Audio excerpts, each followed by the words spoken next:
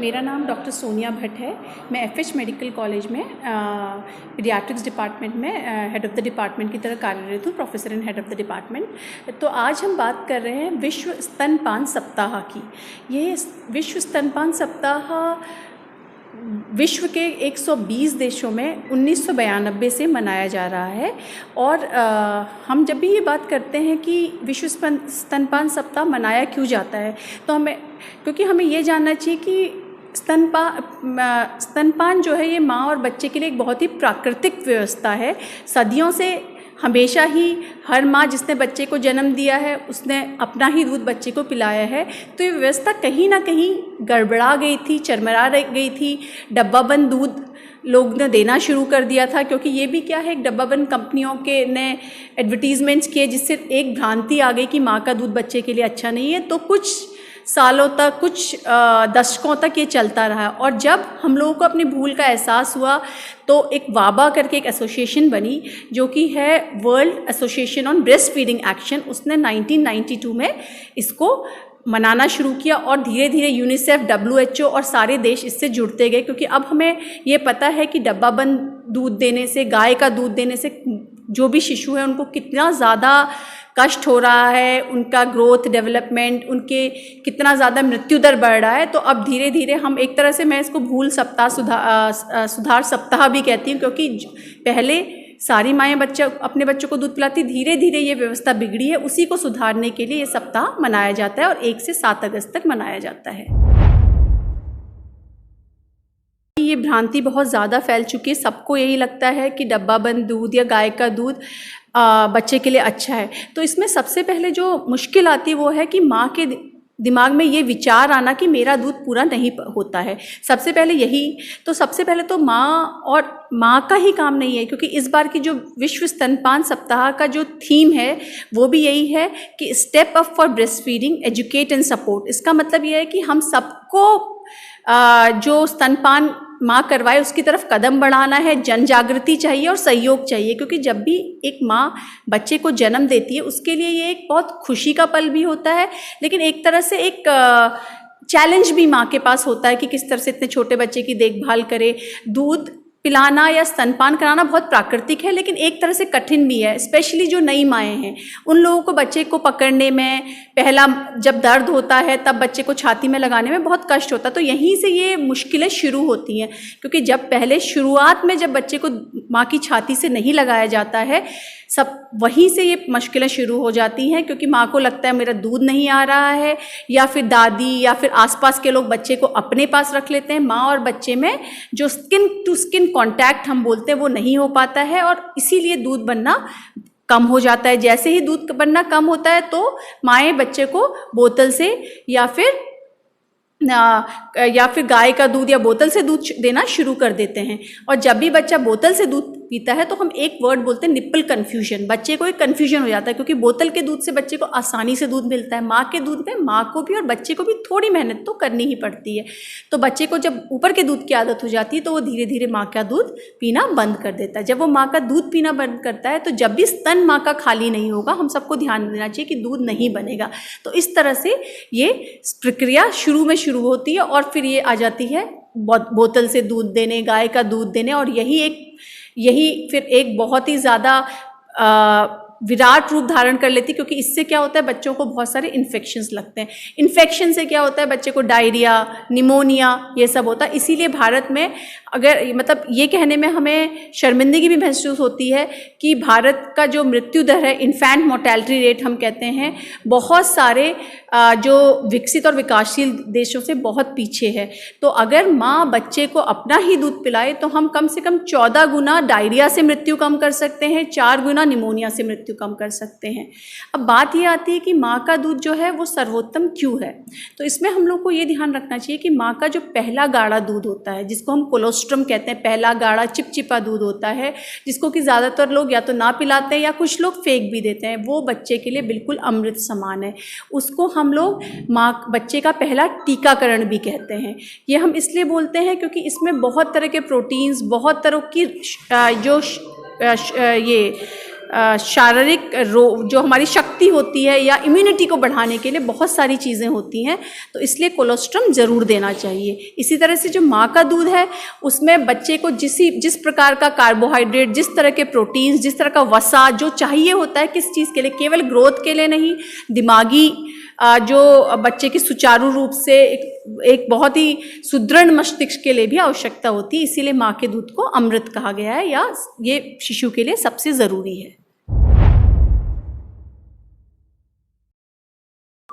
हाँ, तो हम लोगों को एक तो सबसे ज़रूरी है कि ये ध्यान रखें कि बच्चे के पैदा होते ही जितनी जल्दी हो सके, अगर नॉर्मल डिलीवरी है तो ये कहा जाता है, या हम लोग जो अब करते हैं, बच्चे को माँ से अलग ही नहीं करते। बच्चा जैसे ही पैदा हुए बच्चे को माँ के एब्डोमेन में या पेट में रख देते हैं और धीरे धीरे बच्चे को छाती पे सरका देते हैं, जिसको कि हम ब्रेस्ट क्रॉल भी कहते हैं। जैसे ही बच्चा इस तरह से करता है, माँ का दूध स्वयं आना शुरू हो जाता है।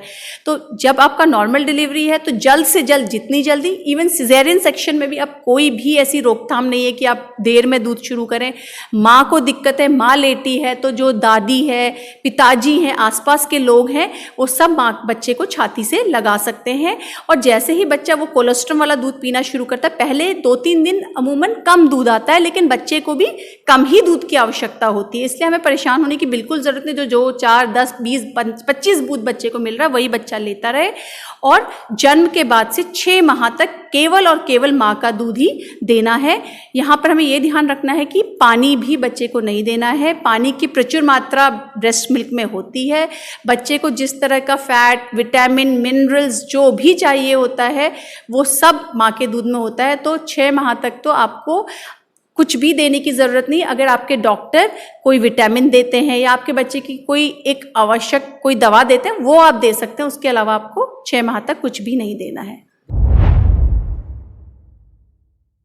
सबसे पहले तो ये जो जागरूकता अभियान है वो, या ये जो सप्ताह ये बनाया ही इसलिए जा रहा है क्योंकि हम लोगों को, माँ को ये जागरूक करना है, क्योंकि जो मैंने आपको बोला एक प्राकृतिक व्यवस्था है कि अगर कोई भी महिला गर्भ धारण करेगी तो उसको दूध होगा ही होगा। ये हम लोग को जानना है। आप ये सोचिए कि कोई भी इस विश्व में या इस प्रकृति में कहीं भी कोई ऐसा जानवर है जिसको दूध नहीं होता, या क्योंकि हम मनुष्य हैं, हमें पता है कि हमें दूध कहीं और से मिल जाएगा। तो सबसे पहले तो माँ की वो सोच कि मुझे दूध होगा, ठीक है। तो कुछ मेडिकल कंडीशन है जिनके बारे में आपको बाद में बताऊंगी, जिसमें कि हमें माँ का दूध शायद हम ना दे पाए, उसके लिए हम क्या वैकल्पिक व्यवस्था कर सकते हैं। लेकिन अमूमन अगर आप बोले 99% या 99.9% माँओं को पूरा दूध होता है। दूध ना होने के केवल कुछ ही कारण होते हैं। वो अगर आपने माँ का दूध शुरू नहीं किया शुरुआत में, अगर आपने बच्चे को बोतल लगा दी, अगर आपने गाय का दूध दे दिया, अगर माँ और बच्चे को अलग कर दिया। इसीलिए अब ये कंसेप्ट है कि बेडिंग इन, रूमिंग इन, मतलब बच्चे को पैदा होते ही बच्चे माँ के रूम में नहीं, माँ के साथ रखो, तो दूध होगा ही होगा। और इसमें कुछ चीज़ें हैं जो हम माँ को बता सकते हैं। जब भी माँ को लगता है कि मुझे दूध कम हो रहा है, तो उसमें कुछ 2-3 बहुत ही ऑब्जेक्टिव तरीके हैं माँ को बताने के कि तुम्हारे को दूध कैसे होगा। तो हमें ये ध्यान रखना है कि अगर बच्चा माँ का दूध अच्छे से खींच रहा है, माँ को महसूस हो रहा है कि उसकी छाती खाली हो रही है, उसके बाद बच्चा माँ का दूध पीने के बाद 1-2 घंटा आराम से, 2 घंटा आराम से सो रहा है, बच्चा दिन में 6 से 8 बार पेशाब कर रहा है, बच्चा, आप अपने डॉक्टर के पास जाएं, और जितना डॉक्टर सोचता है 1 महीने में आपके बच्चे का वजन बढ़ना चाहिए, अमूमन हम कहते हैं कि एक जो हेल्दी बच्चा है उसका 600 से 900 ग्राम वजन बढ़ना चाहिए। अगर इतना वजन बढ़ रहा है तो कोई भी कारण ऐसा नहीं है सोचने के लिए कि मेरा दूध नहीं बन रहा है, क्योंकि ज़्यादातर यही होता है कि माँओं को लगता है बच्चा रो रहा है, दूध नहीं बन रहा, तो बच्चा चिड़चिड़ा है, दूध नहीं बन रहा। लेकिन हमें ये जानना होगा कि बच्चे के रोने के अनेक कारण हो सकते हैं। अगर बच्चा रो रहा है तो आप उसके कारण खोजिए, डॉक्टर से बात करिए, लेकिन दूध अपना ही पिलाइए। हाँ, कुछ मेडिकल कंडीशंस हैं, जैसे कि अगर हम बोलें कि माँ के कैंसर का इलाज चल रहा है, माँ को रेडियोथेरेपी चल रही है, माँ का हाइपरथायराइडिज्म का कुछ उसमें थेरेपीज चलती हैं, या फिर कभी कभी जैसे अब हम बोलते हैं HIV एक बीमारी है, उस तरह की बीमारियों में कहीं स्ट्रिक्ट इंडिकेशंस हो जिसमें माँ अपना दूध नहीं दे सकती, तो आप अपने डॉक्टर से राय लें, जिसमें कि डॉक्टर आपको किस तरह का दूध देना है, कौन सा फॉर्मूला फीड देना है, वो आपको एडवाइस कर सकते हैं। बट अमूमन अगर माँ हेल्दी है, माँ को कोई छोटी मोटी बीमारी है, बुखार है, पीलिया है, तो ऐसा कोई भी इंडिकेशन नहीं है कि माँ अपने बच्चे को दूध नहीं दे सकती है। तो ये भी एक बार बहुत सारी माएँ इस क्वेश्चन से भी हमारे पास आती है कि मुझे तो जॉब ज्वाइन करना था इसलिए मैंने दूध नहीं दिया।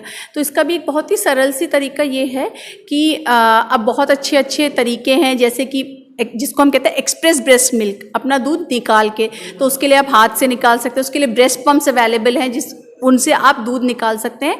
और अमूमन अगर माँ के पास फ्रिज नहीं भी है तो माँ का दूध आराम से सफाई से अगर निकाला जाए तो करीब 6 घंटे तक आराम से आप रख सकते हैं रूम टेम्परेचर पे। तो अमूमन माएँ अगर जाती हैं जॉब में तो 6 से 8 घंटे में वापस आ जाती हैं।